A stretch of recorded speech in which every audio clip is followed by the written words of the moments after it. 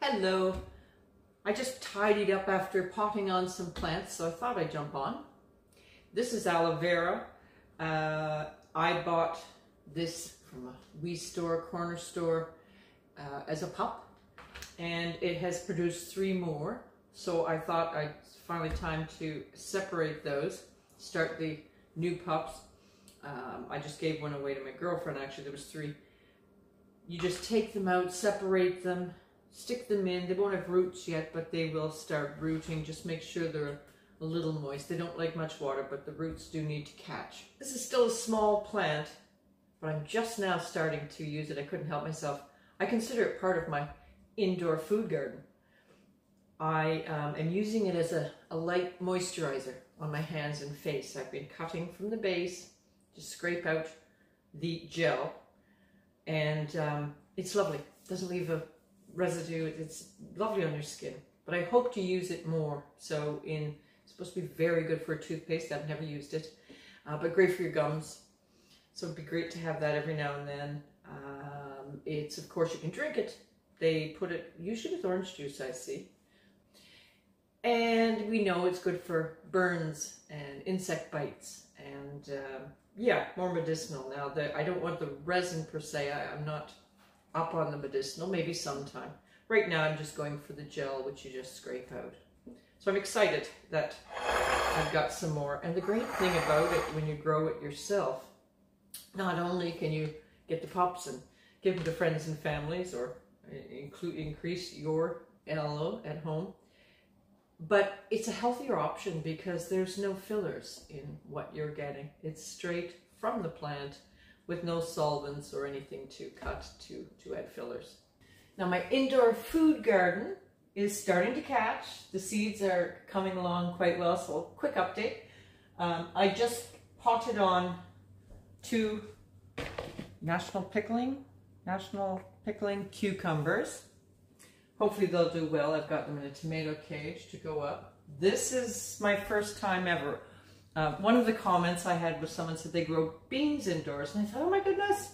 So I started one, only because the light is so low right now. We're about to January, you know, we're going to start getting the more light, but I just started one because I know how quick beans, once they sprout, they really grow. And look at this. However, I'm not sure if we get leaves. Yeah, we've got leaves and we've got little flowers coming. So that's pretty fun. I also have started, after this, 2 more plants. So I just, I knew that was going to shoot up and look a bit silly, but it'd be fun to get beans.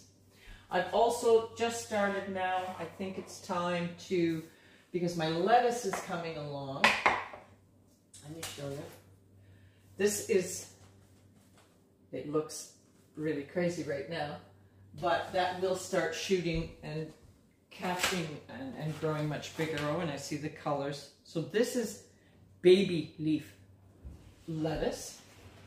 And with that, I thought I'd start my microgreens. So I just had some Mizuna from my saved seeds.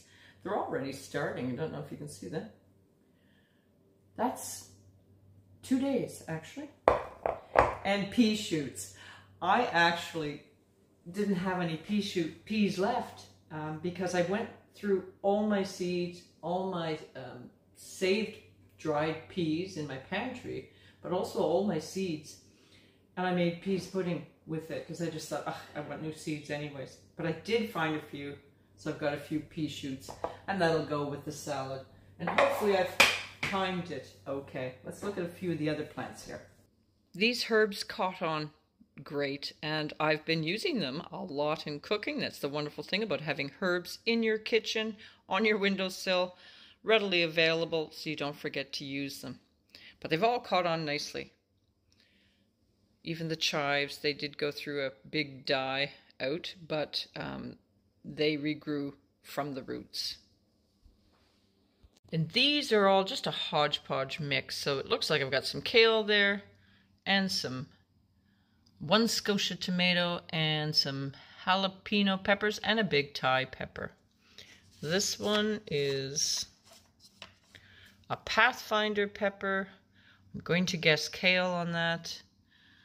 Manitoba tomatoes. These have been pricked out and potted on. Basically, that's the second step for that one. They eventually will go in large pots with tomato cages for that one. These are, I've got some more peppers.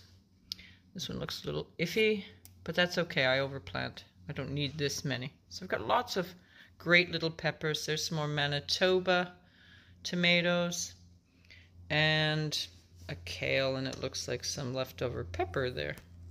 Over here, there's a kale. I had to start some new parsley. I didn't like the look of the parsley that I brought in from outdoors, as I did with the herbs. You should never do that. And if you do, you must check them carefully. Now that parsley started to look yellow leaves, and I just threw it out, afraid that there'd be pests. These are cute little tomatoes. This is the red robin, and it's staying a nice little small plant so far. So we'll pot those on when necessary. And then I think I've got some dill there and some more kale. So as these plants grow and mature, well, this one will stay down in the living room where it will get lots of window light over there. But most of the tomatoes and the peppers, and not the lettuce, and the kale, they'll move up to my upper bedroom, which gets a wonderful light up there. And as we move further into January, I'll start looking at a few more seeds that I'd like to try, which would be more lettuces, not the baby greens. And yeah, I'll just play around. I also am starting, I just saw this actually. I realized I have to start checking to see if I've got containers for my winter sowing. So that I have to start saving, because I don't think I have too many. I think I recycled everything. So that's got to start. And what will be going in there will be, I'm going to really try to add a lot more this year into my winter sowing, because it worked so well for me last year. All winter sowing is, of course, is to start your seeds outdoors very early, and they will come up when they want to. But you want to pick seeds that are cold loving.